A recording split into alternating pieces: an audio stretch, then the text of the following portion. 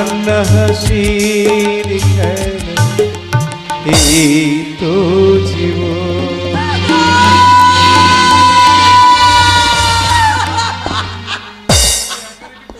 আমাকে তুমি একা ফেলে যেও না দাদা, আমাকে তুমি একা ফেলে যেও। আরে তুমি একা থাকবে কেন, আমি তো রয়েছি। এসো আমার কাছে এসো, তোমার চোখে জল আমি মুছিয়ে দিচ্ছি। বেরিয়ে যাও, বেরিয়ে যাও বলছি, এই মুহূর্তে আমার বাড়ি থেকে বেরিয়ে যাও বলছি। বাহ বাহ বাহ বাহ বাহ বাহ বাহ, কি সুন্দর রূপ, যৌবন যেন সমুদ্রের ঢেউয়ের মতো উতলে উতলে উঠছে। এসো, আমি আপনাকে হাত জোর করে অনুরোধ করছি, আপনি এখান থেকে বেরিয়ে যান। এই সুবর্ণ সুযোগ মিস করার মতো সুপাত্র আমি নই। আমি বলছি কাছে এসো, আমার এই রূপ যৌবন ভরা মৌচাকের মধু আমি একটু করে চেটে কুটে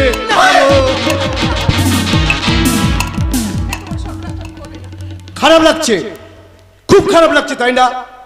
খারাপ যদি লাগে এই নাট্য মঞ্চ থেকে চোখটা ছড়িয়ে নিয়ে দেখুন, প্রতি যুগে প্রতি বছর প্রতিনিয়ত আপনার শহরে, আপনার গ্রামে, আপনার পাশের বাড়িতে এই ঘটনা ঘটছে। কই তখন খারাপ লাগে না? আজও ভারতবর্ষের 3 বছরের শিশুকন্যাকে ধর্ষিতা হতে হয়, কই তখন খারাপ লাগে না? আজও ভারতবর্ষে 72 বছরের বৃদ্ধাকে ধর্ষিতা হতে হয়, কই তখন খারাপ লাগে না? খারাপ লাগে শুধু এই নাট্যমঞ্চে। খারাপ লাগার অভ্যাসটা গড়ে তুলুন, হাতে অস্ত্র তুলে ধরুন।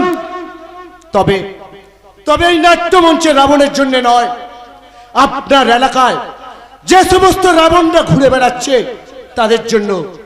তখন দেখবেন এই খারাপ লাগাটা কাজে লেগেছে।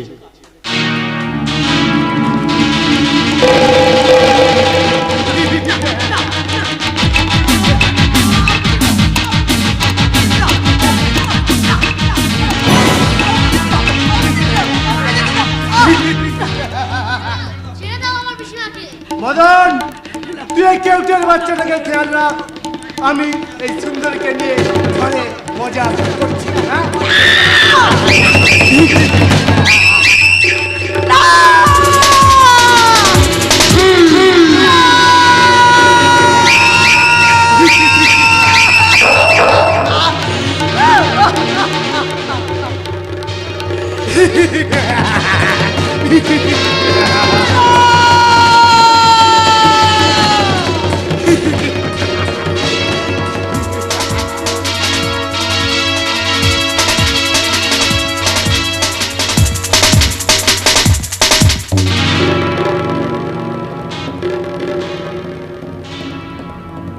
প্রাণ ভরে মধু খেয়েছি, বাবাকে আমি কথা দিয়েছিলাম, কথা আমি রেখেছি।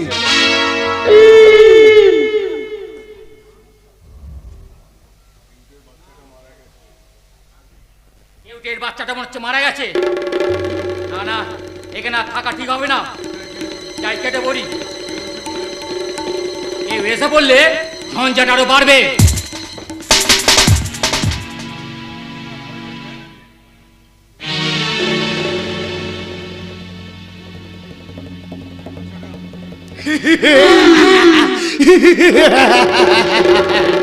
তৃষ্ণা ভয় পেয়ে জ্ঞান হারিয়েছে। ওই অচিন্ত জেলের ছেলে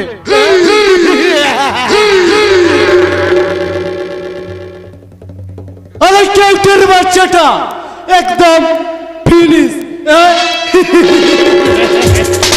একসঙ্গে 3-3টে কাজ, 1 2 3 3টে কাজ একসঙ্গে ফিনিশ।